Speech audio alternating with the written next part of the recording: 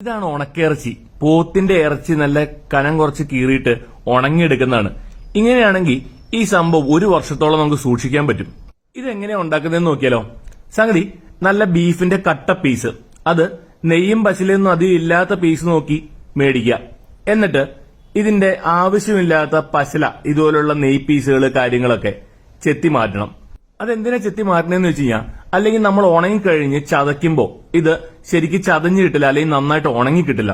അപ്പൊ അത് ശരിക്കും നമ്മുടെ ബീഫിന്റെ ടേസ്റ്റിനെ ബാധിക്കും. അപ്പോ നമ്മള് നന്നായിട്ട് വലിയ കഷ്ണമാക്കി മേടിച്ചു കഴിഞ്ഞ് കഴിഞ്ഞാൽ നിരത്തി വെച്ച് ചെത്തി മാറ്റാം. കുറച്ച് ബീഫും കൂടി ചെത്തി മാറ്റിയാലും കുഴപ്പമില്ല, നമുക്കത് വീണ്ടും ഉപയോഗിക്കാൻ പറ്റും. ഉണക്കിറച്ചിയായിട്ടല്ല, വേറെ ആവശ്യത്തിന് ഉപയോഗിക്കാം. ഞാനത് ലാസ്റ്റ് കാണിച്ചു തരാം എന്തോരം വേസ്റ്റ് വരുന്നുണ്ടെന്ന്.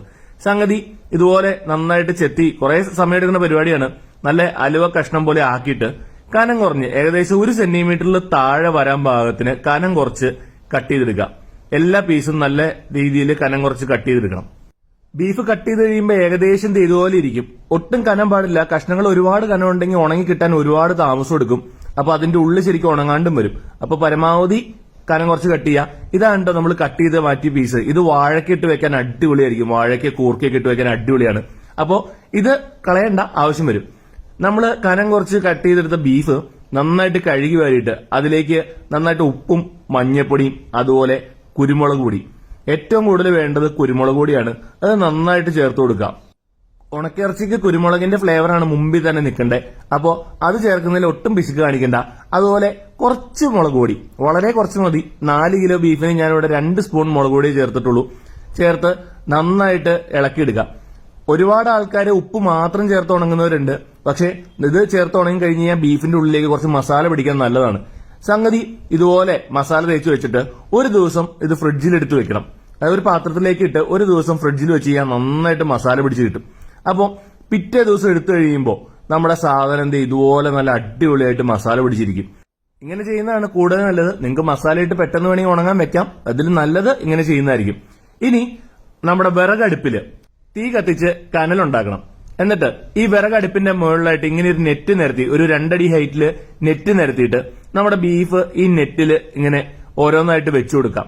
കംപ്ലീറ്റ് നിരത്തി വെച്ചു കൊടുക്കുക. ഒരുപാട് തീ പാടില്ല. സംഗതി ഇപ്പൊ വെച്ചാൽ കനലാക്കാൻ വേണ്ടി തീ കത്തിച്ചിട്ടുണ്ടെന്നുള്ളൂ. കുറച്ച് കഴിയുമ്പോഴേക്കും തീ കെടും. കനല് മാത്രമായിട്ട് നിന്ന് നല്ല അടിപൊളിയായിട്ട് നിന്ന് ഉണങ്ങും. കുറച്ച് അധികം സമയം വെയിറ്റ് ചെയ്യണം. കാരണം ഒരു ദിവസം 2 ദിവസം നന്നായിട്ട് ഉണങ്ങിയാലാണ് ശരിക്കും ഇത് കറക്റ്റ് പരുവത്തിനായി കിട്ടുള്ളൂ. കുറച്ച് കഴിയുമ്പോൾ ഒരു അരമണിക്കൂറൊക്കെ കഴിയുമ്പോൾ അല്ലെങ്കിൽ 1 മണിക്കൂർ കഴിയുമ്പോൾ ഇതൊന്ന് തിരിച്ചിട്ട് കൊടുക്കുക.